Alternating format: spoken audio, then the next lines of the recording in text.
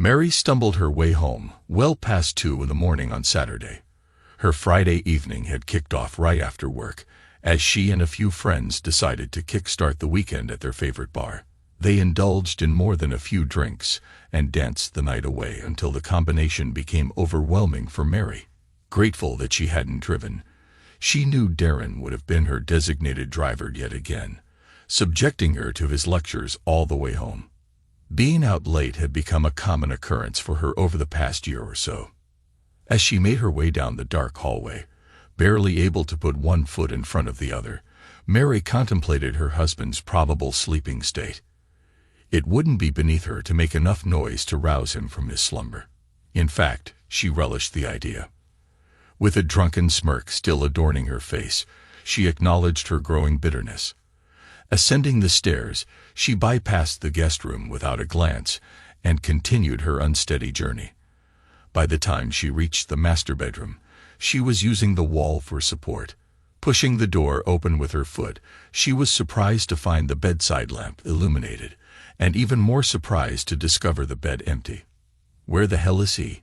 her mind demanded, prompting her legs to move towards the bathroom instinctively. After a thorough search of the upstairs yielded no sign of him, she descended the stairs, her heart pounding. A faint glow emanated from the kitchen, leading her to believe he might have drifted off at the table while waiting for her. No such luck awaited her. Instead, she found the hood light above the stove left on, further fueling her frustration. "He's going to catch an earful when he finally shows up," she muttered angrily. As she scanned the clutter on the counter, she debated leaving it for the morning, but a glint of something shiny caught her eye. Driving a high-top chair closer, she slumped into it and examined the object she had picked up, Darren's wedding ring. The weight of it in her hand only intensified her growing unease. Beneath it lay a jumble of documents. Her passport, what appeared to be a ticket of some sort, and a sealed envelope. Glancing at the time on her watch, 2:30, she contemplated waiting for Darren to return and provide some explanation. With a heavy sigh, she rested her head on her folded arms and succumbed to sleep within moments, the mystery of Darren's absence still looming over her. Mary couldn't recall how she ended up on the floor, but the impact jolted her awake, despite her intoxicated state. Rubbing her face groggily, she glanced at her watch, 5:45. Anger surged within her as she realized Darren had returned home and left her slumbering on the counter. Determined to confront him, she stormed up the stairs, but once again found the bedroom empty upon arrival.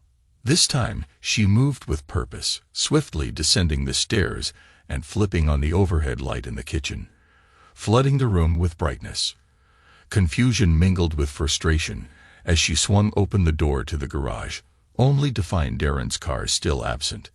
Her gaze returned to the counter, where the pile of items remained untouched. Examining her passport, she noted the outdated photo, realizing she hadn't used it in years. The airline ticket to Florida puzzled her further, and her curiosity piqued as she tore open the envelope bearing her name. Racing to retrieve her reading glasses from the night table, she returned to the kitchen, clutching the letter in hand, and settled onto a stool at the counter to unravel the mystery before her.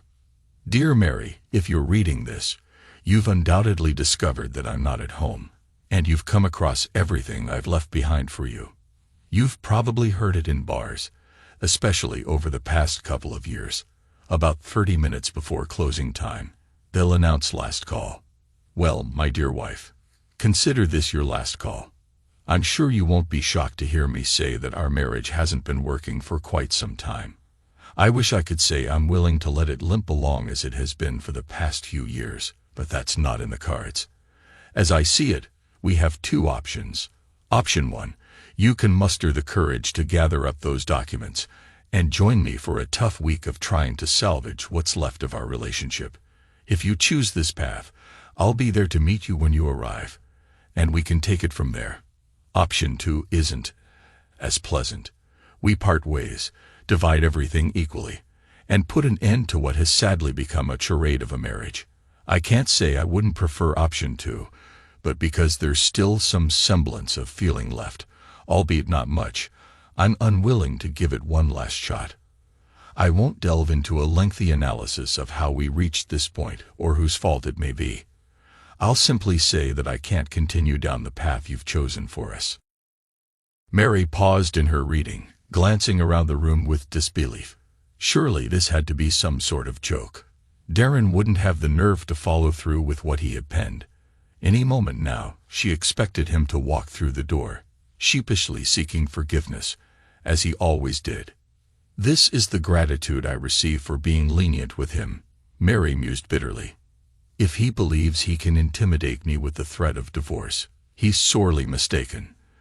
Despite her irritation, she resolved to continue reading his foolish letter, reasoning that she had already invested this much time into it. "Mary, we've shared many wonderful moments in the past and have raised 2 incredible children together. However, as the saying goes, staying in a troubled marriage just for the sake of the children isn't sustainable.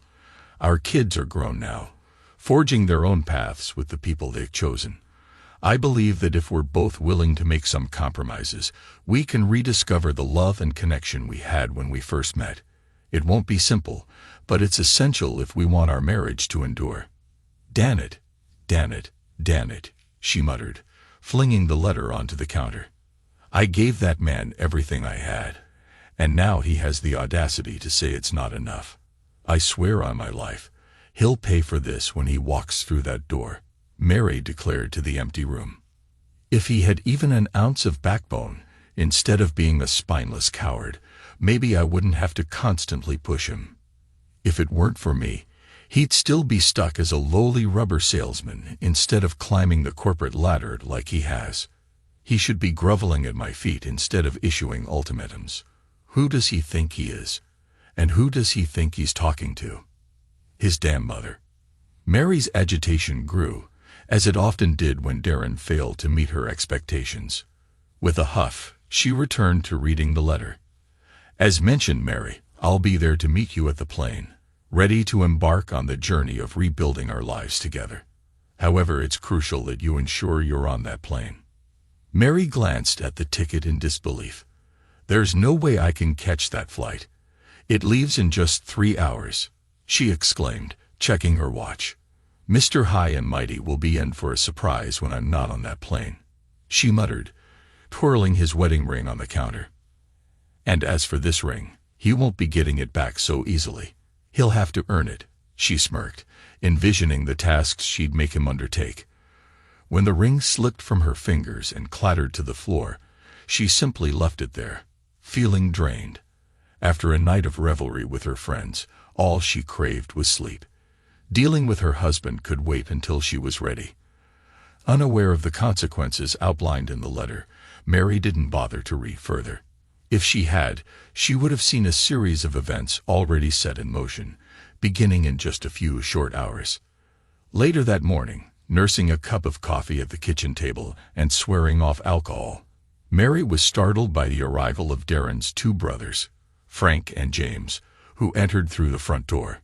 "Excuse me, but you 2 can't just barge into my house, even if you are Darren's brothers," Mary snapped, eyeing Frank and James as they entered. "Take your time finishing your coffee. We're just here to collect a few things my brother asked us to grab," Frank retorted, shooting a disdainful glance at his sister-in-law. "Fine, go ahead. And make sure to inform him that he's in for a world of trouble when he gets back," Mary shot back sharply. They didn't bother responding, simply dashing upstairs with a box of black trash bags. 3 quick trips later, they were gone, not uttering another word to Mary. They could have at least said thank you. Mary grumbled to herself, draining her second cup of coffee and contemplating whether to have breakfast or lunch, glancing up at the clock. After a late lunch, she went shopping with her friends, and since Darren wasn't around, they ended up making a night of it again. But she never made it home. She awoke on Kelly's couch Sunday afternoon, praying for relief from her pounding headache. For the second time in 2 days, she swore off alcohol, though she knew it would only last until she sobered up and felt better. Darren's probably at home right now, wondering where the hell I am. Let him stew in his own worry. she thought, before drifting back to sleep.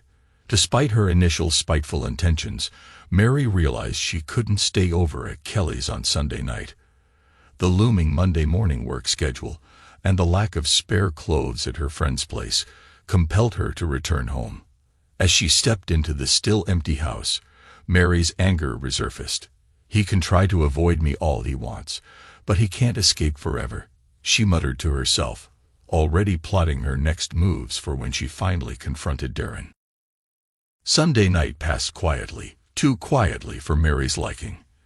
As she lay in bed reading, her thoughts unexpectedly drifted towards Darren, albeit not in a hostile manner for once. "Maybe I'll cut him some slack when he returns. It's been a while, and I know how much he enjoys pleasuring me," she pondered, feeling a stir deep within her, not love per se, but a sensation akin to the satisfaction she felt after Darren had brought her to climax. She awoke late on Monday morning, her book still resting on her lap. Monday morning was chaotic. Without Darren's usual prodding, Mary found herself running late for work, arriving half an hour behind schedule. The day passed in its usual flurry of activity, and it wasn't until Kelly inquired about Darren's tardiness that Mary's attention was drawn to his absence. At 10:54, Mary was approached by a man in a suit who handed her an envelope without a word. "Mrs. Mary Gray, you've been served," he stated simply before turning on his heel and exiting the premises. "He's crossed a line," Mary seethed internally. "That little jerk is going to pay dearly for humiliating me like this," she raged, scanning her surroundings to gauge who might have witnessed the encounter. During lunch, Kelly and Mary perused the contents of the envelope. "He's not asking for much," Kelly remarked, flipping through the 5-page document. 50% of the savings, his $401, and you get to keep the house. It seems like he just wants out." "He's not getting a damn thing," Mary declared venomously, unleashing the bitterness usually reserved for Darren. "By the time I'm finished with him, he'll regret ever crossing me." During lunch, Mary logged into their online bank accounts and was shocked to discover that 50% of their funds had been withdrawn. When she contacted the bank, they informed her that Darren had made the withdrawal, and they had no record of any additional accounts in his name. It was clear to Mary that he had taken the money and opened a new account elsewhere. On her way home from work, Mary stopped by another bank and opened a new account in her name only. "Two can play this game," she thought, determined to protect herself. Arriving at her empty house, Mary poured herself a generous glass of wine and made her way to the kitchen. There, she retrieved Darren's letter and the other items left on the counter 2 days prior. With renewed interest, she reread the letter from where she had left off. "Mary, if you choose not to board that flight, then I'll take it as my answer, and the following steps will be set in motion. I've already taken what belongings I wanted from the house, leaving aside only the remainder of my clothes. My brothers will arrive sometime on Saturday to retrieve whatever else remains. On Monday, you'll be served with the divorce papers I had prepared months ago. As I mentioned, this is your final opportunity, and if you're not with me by Saturday, then it's the end. I'll strive to be fair, but if you decide to contest it, things could turn ugly, and I'm sure neither of us wants that. Regarding our children, they've been aware for some time that our marriage has existed in name only, so they shouldn't be too shocked. As for our families, well, they're likely surprised we've lasted this long. That's all I have to say until we meet face to face or not. If not, I genuinely wish you a good life, and despite everything, I harbor no ill will towards you. Your husband, Darren." Mary's initial reaction to the airline ticket and accompanying documents was a resounding shit. On Sunday morning, thousands of miles away, Darren lounged in a chair, engrossed in the new gadget he had purchased the previous week. "I'm sorry," Peggy said, glancing at Darren. "Don't be. It's mostly my fault. If I hadn't given in to her all these years and stood my ground, maybe we wouldn't be in this mess now. Then again, who knows? At this point, I don't even care," Darren replied, scrolling through the iPad menu in search of the books he had downloaded earlier. "Did you really think she would come?" Peggy inquired. "No, but I promised my kids I'd give it one last shot," Darren admitted, his attention still fixed on the screen. "You're just happy we won't be needing both cabins anymore." "Well, if you want, we can alternate cabins every night. That way we'll always have a fresh bed to mess up," Peggy teased, pulling Darren close and planting a kiss on him, tinged with more than a hint of passion. Peggy had worked alongside Darren for the past decade, witnessing his gradual decline in happiness within his marriage. Her own husband had passed away 8 years prior, and Darren had become a source of comfort for her during her moments of frustration. He had been a supportive friend, offering reassurance that things would improve with time and extending an open ear whenever she needed to vent. He had become her confidant and sounding board. Yet Darren wasn't always gentle and agreeable. There were times when he had to give her a reality check. "Your husband may have passed away, but you're still alive. Randy wouldn't have wanted you to give up on life. Grieve for him, yes, but then move forward. You're young, attractive, and had a lot to offer," he had told her once. It felt like a lifetime ago. The card she had given him 3 years ago had only 2 words on it: "Thank you." It was left unsigned on his desk, but Darren knew exactly who it was from. 2 years ago, their roles were first. Peggy started listening to Darren's troubles and offering her advice when asked. There was never anything physical between them, although Peggy knew she would have jumped at the chance. They became close friends who relied more and more on each other. 9 months ago, Darren came into work on Monday fuming with anger.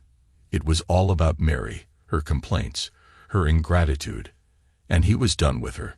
Still, Peggy stood by, offering advice, but Mary's behavior crossed a line. It got so bad that Peggy was ready to take drastic action to ease Darren's suffering. Then, out of nowhere, Darren made an unexpected offer: a 1-week paid vacation on the Carnival Glory. However, there was a catch. They'd have separate cabins. "This cruise is my last attempt to salvage whatever's left of my marriage, although I'm almost certain Mary will let it slip through her fingers like everything else," Darren confessed to Peggy. "Even if she decides to join me, I want you there on the ship in the other cabin, to help me come to terms with the fact that it's over." Peggy smiled, expressing her eagerness to accompany him, and they made the arrangements together. At Southwest Airline Gate number 26, they waited together. When the pilot and crew finally disembarked, Darren felt a wave of relief. Without a second thought, he grabbed a shocked Peggy and kissed her, first lightly, and then with a passion he had harbored for years. "I've wanted to do that for years," he admitted, stealing another kiss before declaring they had a boat to catch. After checking into their respective rooms, they sat on deck, marveling at the offerings of the next 7 glorious days. Darren switched Peggy's dinner table reservation, and they opted out of booking any excursions. "Maybe on our next cruise," Peggy suggested with a smile. They spent the day exploring the ship, enjoying a delightful dinner and dancing the night away at the clubs. As it approached 1 a.m., they reluctantly addressed the sleeping arrangements. For the first night, they slept separately in their own cabins. "This is the last time I'll ever sleep alone," Darren declared to Peggy over breakfast. As he slid a promise ring onto her finger, he vowed to take it one day at a time until the divorce was finalized. Peggy felt like she was walking on air, her head in the clouds. When they finally spent the night together on Sunday, it exceeded all of Darren's expectations. He felt genuinely happy again. On the final day of the cruise, Peggy suggested they hide away in their cabin and relive the moments they had shared. Darren loved the idea, but reality beckoned. 2 people are expected back at work on Monday, and I doubt our bosses would understand," he reasoned. Peggy considered asking anyway, but Darren suggested another plan. "Why don't you let me move in with you?" she proposed. Although tempted, Darren decided to reside, at least for the time being, with his brother Frank while the divorce proceedings unfolded. Despite Mary's barrage of insults and threats, Darren remained unfazed, wearing his happiness like armor. The divorce was granted, and the 90-day waiting period until it became official commenced. Their children grew weary of their mother's constant tirades, suggesting that if she had treated Darren like a loving husband instead of a doormat, they might still be married. Mary's response was to cut off communication with both of them for a month. With just 10 days left before their divorce was finalized, Mary spotted the engagement announcement in the newspaper and promptly fired off a scathing email to Darren. The day after his divorce was official, Darren and Peggy exchanged vows in an intimate ceremony, attended by a select few, including his children, parents, Peggy's sister, and her parents. Darren found himself growing happier with each passing day. A month later, Mary found herself sitting alone in the bar with what remained of her friends. Around 1:30 in the morning, the bartender rang the bell signaling last call. "If only," Mary muttered to herself, a hint of sadness creeping into her voice.